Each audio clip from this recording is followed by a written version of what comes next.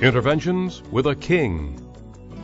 Discussion and commentary based on articles from Jack, Cardiovascular Interventions. Hello and welcome. I'm Dr. Skip Anderson, Associate Editor of Jack Interventions, and I'm here today interviewing Dr. Jeffrey Geske from the Mayo Clinic about his upcoming paper, Variability of Left Ventricular Outflow Tract Gradients During Cardiac Catheterization in Patients with Hypertrophic Cardiomyopathy. So, welcome, Jeffrey. Thank you very much. Please tell us how many patients did you have and how did you do these recordings in the cath lab? Sure. We took 50 patients with hypertrophic cardiomyopathy, brought them to the cardiac catheterization lab, and each patient underwent a high-fidelity cardiac catheterization, including transeptal puncture, to try and obtain an accurate measure of the left ventricular outflow tract gradient. I see. So high fidelity means you use the micromanometer tip catheters, transeptal positioning. That's correct. All patients had the high-fidelity micromanometer tip catheters during the time of their catheterization. I see. And the patients were identified through the use of echocardiography prior to catheterization? Correct. Each patient did undergo echocardiography, and this was a predominantly symptomatic population that was referred either for septal reduction therapy or for pharmacologic interventions in the study. I see. And the variability that you observed, how wide was this variability and over how much of a time interval of recording did it occur?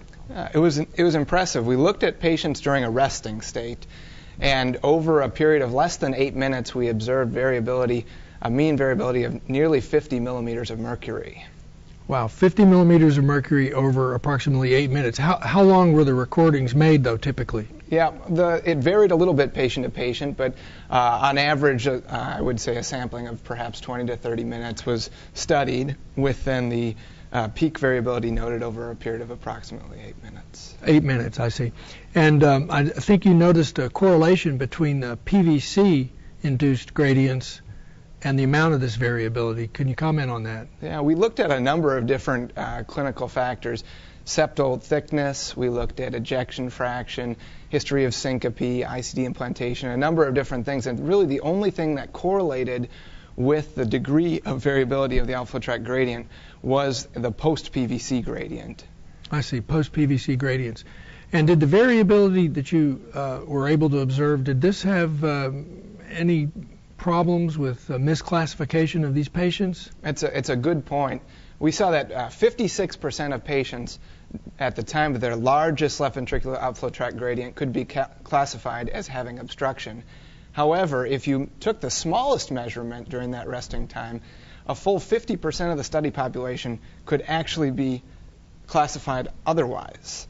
So only 6% of the patients that were obstructive were always obstructive, and actually 50% of the total study population had potential to be misclassified as either obstructive or non-obstructive. Non-obstructive, I see.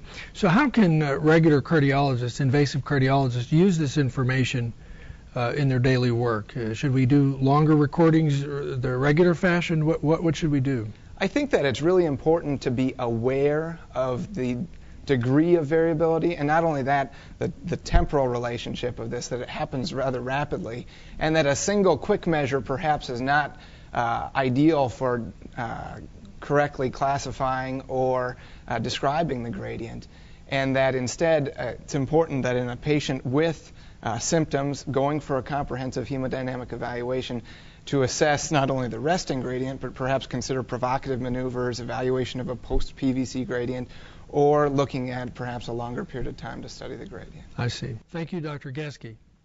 This is Dr. Skip Anderson, Associate Editor of Jack Interventions, interviewing Dr. Jeffrey Geske from the Mayo Clinic.